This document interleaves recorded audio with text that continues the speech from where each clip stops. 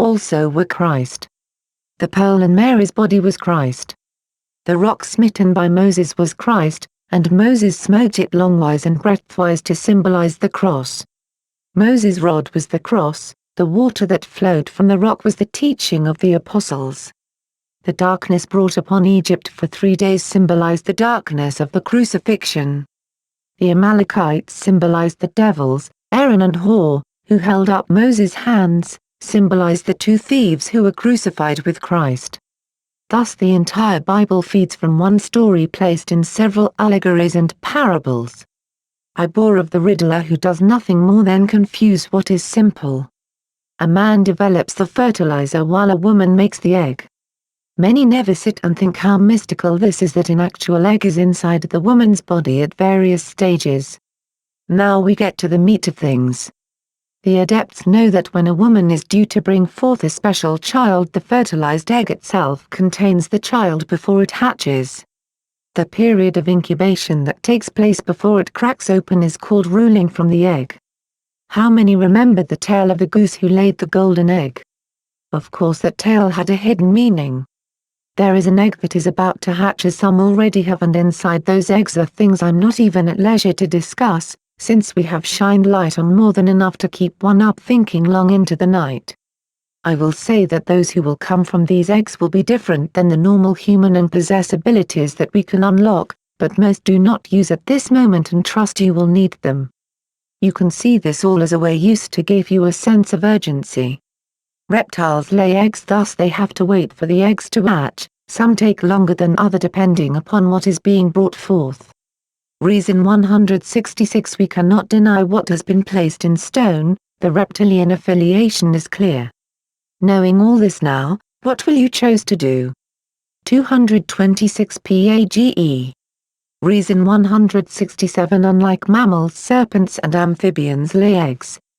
The incubation period of that egg is dependent what type of creature laid the egg. Some eggs can stay in incubation for hundreds of years before they are ready to hatch. If you look closely at the picture of Mary above, you will see a silhouette of a dragon in the shawl covering her hair. Gnostic Christianity is about bringing forth the seeds or eggs and to raise the brazen serpent for everyone to fall down and worship. It appears that whole plan is happening now. They only await the final arrival of the feathered serpent, Quetzalcoatl. The return.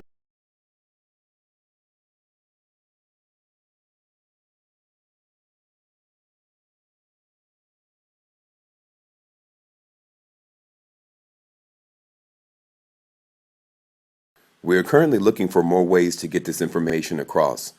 I'm ready and willing to speak to the people, whether it be one or thousands. I'm doing this with little human assistance to save our race. If you would like to contribute in any way, there are multiple portals to contact me.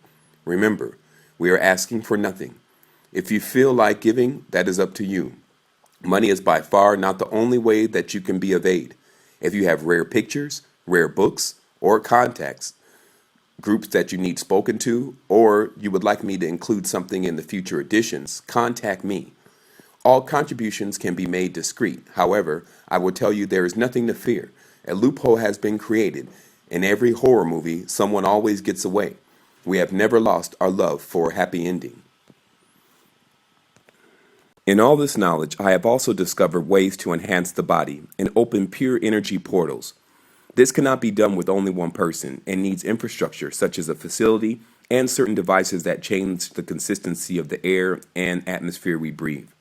If you can seriously entertain this project, contact me by the information provided at the very end of this document. If you have questions, we will give you answers.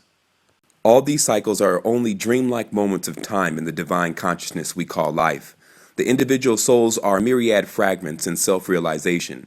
The individual consciousness goes beyond this duality of subject and object and is subsumed in a timeless and blissful divine consciousness independent of time, space, and causality, which melt away after the illusion is destroyed and the matrix is broken. Even before I inscribed this note to you, my beloved, I was fast in contemplation of the most exquisite source. Keeping in continuation, I will never tire in mentioning my sustainer, which is inexhaustibly cherished by high emanations beyond perception, which can sometimes be grasped by mortals. It is indeed good. It can be gleaned and harvested by the wise to pollinate the minds of the guided. The field is plentiful, and the harvest is reaped. Intelligent minds are waiting for counsel, and it shall be granted to them. We tarry too long already, and we will wait no longer in bringing the news to you of your evolution. I will explain your sequence, which is not foreign to all living things.